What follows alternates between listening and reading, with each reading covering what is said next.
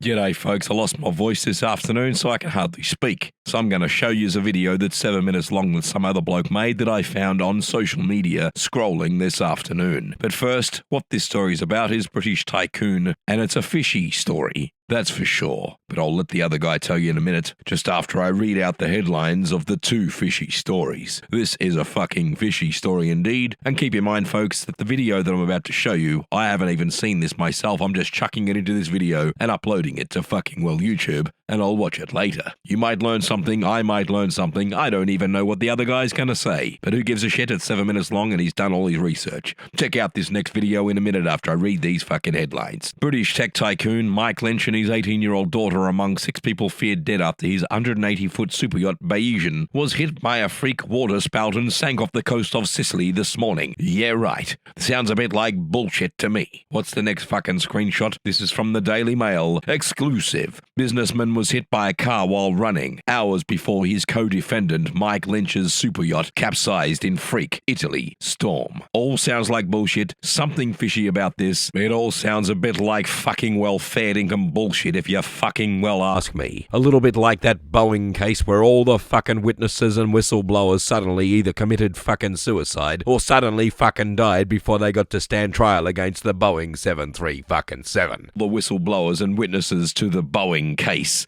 were fucking suddenly murdered or just disappeared off the face of the fucking planet. What the fuck is going on in this fucking world? Anyway, let's fucking read on. There's something fishy about this fucking case, but the bloke in the 7-minute video coming up will surely get the fuck into it and teaches all about it, and I'm yet to fucking well learn because I know nothing, I did nothing, and I fucking saw nothing. Thank you. It all sounds a bit like bullshit, and if it is bullshit, so be it. And I should be entitled to over-dramatize things without fear of YouTube cancelling my fucking videos. Like I've said before in other videos, since when is Hollywood allowed to make up fucking stories, but I'm fucking well not? Well, maybe it's not a story, or maybe I made up a story about the Boeing people being fucking murdered. Disclaimer, I was just taking the fucking piss. So to the YouTube executives that don't like this fucking video, you know what to do. You can go and get fucked. Don't forget, I should be allowed to joke if I fucking want to. That's right. Doesn't have to be truthful, it just needs to be fucking entertaining. Go get fucked. Anyway, let's get on with the show. Now let's go to the 7-minute video that this bloke fucking made. That's right, I can't be fucked making my own talking video, so I'll let this bloke do all the talking. This has been another English production. Thank you. So we might be witnessing the CIA taking over this crazy AI tech company, or these might all just be crazy coincidences. You tell me. Last night, some freak water spout tornado sank this luxury yacht off the coast of Sicily. And on board was Mike Lynch, who's been called the Bill Gates of the UK. We'll get to him in just a second. But also on board was Jonathan Bloomer, the international chair of Morgan Stanley, one of the biggest banks in the world. He was apparently really good friends with Mike Lynch, and Mike Lynch just beat like this multi-year super big fraud trial that he got extradited to the US for. He had a 0.5% chance of acquittal, and he got it. And there's a whole other mysterious death related to the exact same company and trial that we'll get to in just a second. But Mike Lynch founded this company called Autonomy that he sold to HP for a bunch of money. Like $11.7 billion worth of money. But then immediately HP had to write off $8.8 billion of that value, and they claimed that Mike was fudging the books and overvaluing the company in a big way, and they accused him of fraud. This was all the way back in 2011, and first he beat it in the UK courts, and then they extradited him to the US, or they charged him in the US, and it went on for years in the US. And then he was throwing a victory party with all of his lawyers and his buddies in the chair of Morgan Stanley. And then that boat they were having their party on like weeks after this trial got hit by this crazy freak water spout. But first, what Autonomy does is super interesting. It operates what's called an intelligent data operating layer, which allows for search and processing of text taken from both structured data and unstructured human information, including email and mobile data, whether it originates from databases, or audio, video, text files, or streams. They call it meaning-based computing. So if I'm reading that right, that means that this is an AI surveillance software that can process video and live streams and audio and analyze it and surveil it. Obviously, just for the greater good, just for like running ads, just totally harmless technology. Can't imagine who would be interested in that technology. So on June 6th of this year, they were found not guilty on all charges. And then his co-defendant, Chamberlain, who of this company, he got struck by a car while he was out running and died. I presume he wasn't going to be on this boat trip, so he just happened to get hit by a car. And since he had left the main company, Autonomy, in 2012, he'd been working at their like subsidiary spinoff, this cybersecurity firm called Darktrace. That's ominous. What's that all about? Darktrace uses an unsupervised machine learning, AI, to build intrinsic patterns of life for a network. So they'd establish like, what does this network normally act like? And that way they can detect cyber threats and hackers that are changing the normal state of that network. And they claimed that it had the capability to defend against zero-day attacks. If you don't know about hacking and cybersecurity, a zero-day attack is when a hacker finds a weakness in some code of anything, like your phone, your car, your programs, your computer, whatever. And because no one's ever found that weakness before, it's called a zero-day weakness. And they can exploit it to hack you. And that's how basically all cybersecurity hacks and leaks happen these days. And there's no defense against them until they get exposed, and then they can patch them.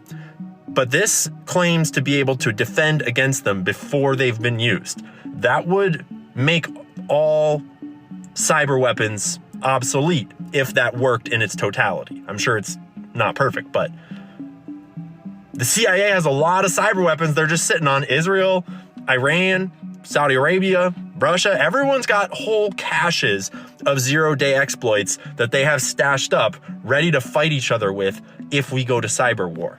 That's how all the hacks you've been hearing about happen, is by people exploiting zero-day attacks in the infrastructure, in the phones, in the cars, whatever it is. Those are 0 days. And I don't know how to be conclusive about this, but there was evidence that they were trying to be taken over by kind of like the Wall Street cabal. Short sellers were attacking the company. There were hedge funds trying to take them over. Thoma Bravo, never heard of them. Looked them up, not a lot about them. But in my cursory search, I did find that they were responsible for funding part of FTX and got accused of being a part of that whole shit show. I have long suspected that FTX had ties to intelligence and was not what it seemed, but I don't know. So anyways, once they get rid of the Darktrace guy with the car, allegedly, I don't know, I'm just making shit up at this point, but he dies in a car crash. And then a random tornado waterspout sinks this luxury yacht, but it's not like they were out in rough waters. They were anchored about a half mile from the port of Porticello, and there was other boats all around them. According to the captain of a nearby boat, they steadied their ship using their motors, and then after the storm had passed, they looked back and noticed that the other ship behind them was gone. So they went and rescued some of the people, and they called in the Coast Guard. Crew members are out speculating about how this fucking yacht went down off of the coast after it had just crossed the frickin' Atlantic all over some crazy choppy seas. Doesn't really make sense. 15 people were rescued. Most of them were the yacht's crew. Almost all of the yacht's crew were rescued, except for, I think, the chef, maybe. And the other, 15, 17 people were all the important people that did not make it. And, genuine tragedy. The dude and his daughter are not found. His wife is in hospital right now, and she is dealing with the fact that she'll probably never see her family again. Genuine condolences to the people that lost loved ones here. And to be clear, I don't know if this is a conspiracy or not. It's just weird, super weird. And it fits a playbook of high power tech startups and companies that develop some piece of really important software, and intelligence agencies want that shit and they'll go to any lengths to get it. If you don't know about the Promise software, look up the Promise software. That connects to Epstein. That connects to the Octopus Murders documentaries on Netflix. This is not the first time this would have happened, if that's what happened. Shout out to my boy Welp for bringing this to my attention.